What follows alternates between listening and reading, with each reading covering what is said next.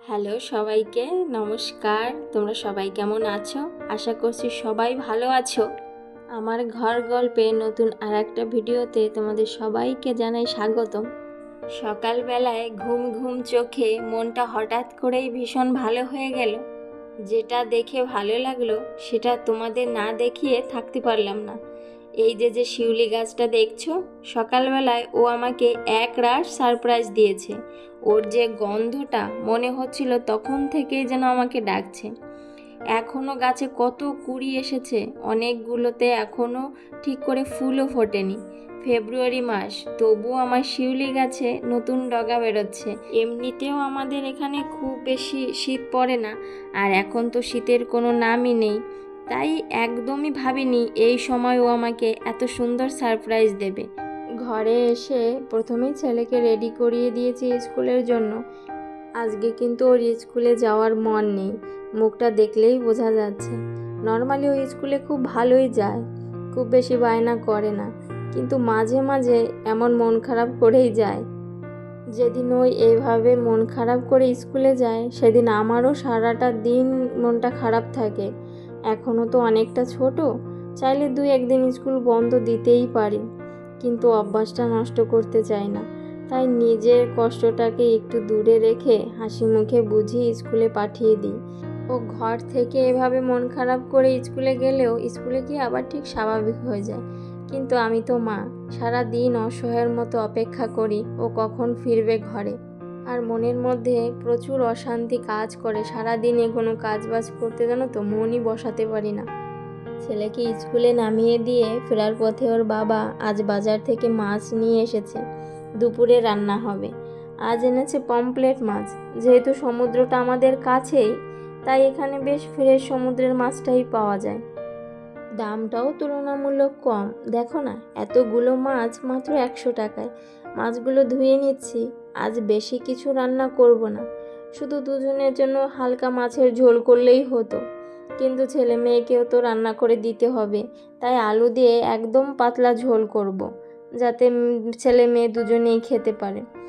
11:30টার মধ্যে ছেলেকে lunch box পাঠাতে হবে, তাই একটুখানি তাড়া রয়েছে। মাছ আনতে একটুখানি ওর বাবা আজকে দেরি করে ফেলেছে। মাছটা ধুয়ে পরিষ্কার করে লবণ হলুদ দিয়ে ভাজতেও বসিয়ে দিয়েছি। এবার আলুটা কেটে নেব। খুব বেশি মশলা নয়, শুধু তেল আর জিরে ফোড়ন, একদম সাধারণ রান্না। কিছুটা মন রান্নায় আর কিছুটা মন মেয়ের দিকে দিয়েই আমার দুদিকটা এবার সামলাতে হবে। এটাই তো মায়েদের জীবন, কষ্ট আছে আবার আনন্দও আছে।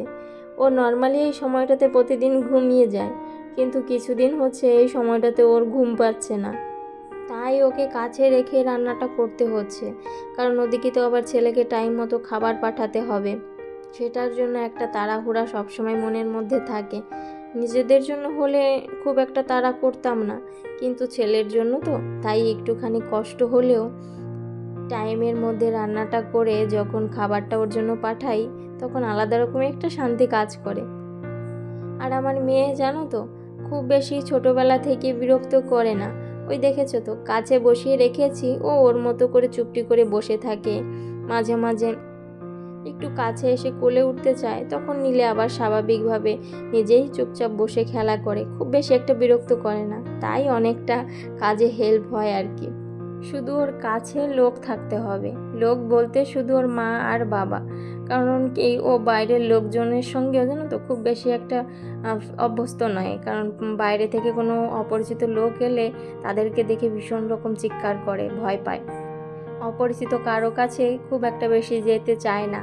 শুধু মা আর বাবা যদি ওর আশেপাশে থাকে, তাহলে ও দিব্যি ওর মতো করে থাকে। নিচে বসিয়ে দিয়েছি, নিজের মতো করে খেলা করছে, আর আমি এই সুযোগে রান্নাটা করে ফেলবো। আলুটাকে কেটে ধুয়ে পরিষ্কার করে তেলে জিরে ফোড়ন দিয়ে আলুটাকে একটু ভেজে নিয়েছিলাম, পরে একটু জল দিয়ে ভাপিয়েও নিয়েছি। এবারে কিছুটা লঙ্কা দিয়ে দেব। লঙ্কাটা জানো তো আমি চিড়ে দেইনি, কারণ আমার ছেলে মেয়ে তো খাবে, ওরা ঝাল খেতে খুব একটা পারে না।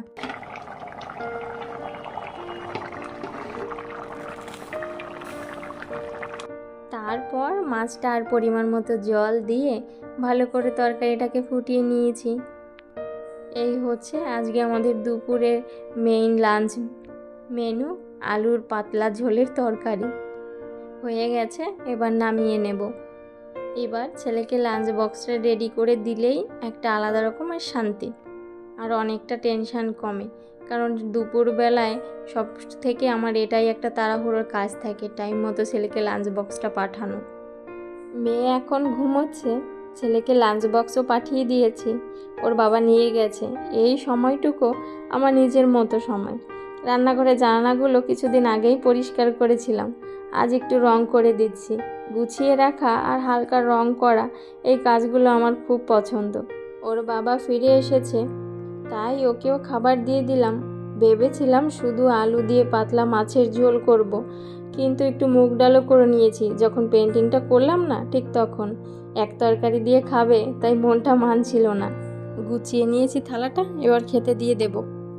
বিকেল এখন 4:30। আমার রাজপুত্র ফিরল ঘরে, মুখে এক রাশ হাসি নিয়ে। ওর হাসিটা দেখেই মনে হচ্ছে সারাদিনে যে একটা অশান্তি, একটা অজানা ভয় মনের মধ্যে কাজ করছিল, সেটা যেন এক নিমিষেই উড়ে গেল। ওর ওই হাসিটাতে মনের মধ্যে আলাদা রকম একটা শান্তি কাজ করছে। ফিরে এসে একটুখানি ফ্রেশ হয়ে দুধ খেয়ে নিয়েছে। আজকে আবার বায়না ছাদের উপরে গিয়ে সাইকেল চালাবে, তাই সাইকেলটাকেও সঙ্গে নিয়ে এসেছি। আসলে ছোট্টখাটো বায়নাগুলো সারাদিন আমার কাছে থাকে না, তো তাই বিকেলবেলা চেষ্টা করি পুরোটা সময় ওকে দেওয়ার আর ওর বায়নাগুলোকে একটু পূরণ করার। তাই ছেলে মেয়ে দুজনকে নিয়ে বিকেলবেলাতে একটু ছাদে এসেছি। হাজার একটা আধো আধো ভাঙা গলায় কথা, হাজার একটা প্রশ্ন, দুষ্টুমি, আর যেগুলো বারণ করব সেই কথাগুলোই না শোনা, ইচ্ছে করেই ওইগুলো আবার রিপিট করা। এইসব করেই আমার বিকেলটা কেটে যায়। দিন শেষে এটাই আমার একটা প্রাপ্তি। হয়তো এর মধ্যে অনেকটা ক্লান্তি লুকিয়ে থাকে, কিন্তু শান্তিটা আর আনন্দটা এতটাই বেশি যে সেই ক্লান্তগুলো আর চোখে পড়ে না। চলো, সন্ধ্যা প্রায় হয়েই এলো, এবার নিচে যাব। প্রতিদিনের মতোই বিকেলের কাজ বাজগুলো আবার ছেলে মেয়েকে সঙ্গে নিয়েই করব। করো কর, হাকর হাকর, ওর হা করছে। বলো বাবা। আমি এখানে হ্যাঁ, আমি মাছি যে এখানে ফ্রাই করছে, এখানে মালিছি কেন মেরেছো কেন? এভাবে মিক্স ফিশ দেবে না, বলো। এটাতে চাকার মানে এভাবে বেটুস করে বেটুস বাই বাই বাই চলো আম্মা তাই বেশ পয়েন্ট আমার খুব ভালো লাগে।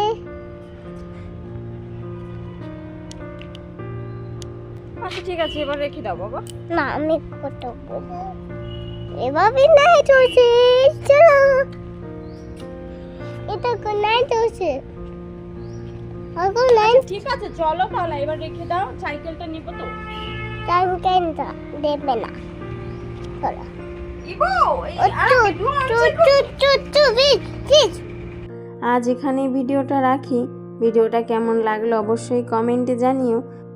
তোমাদের একটা কমেন্টেই আমাকে আরও একটা ভিডিও বানানোর উৎসাহ দেয়।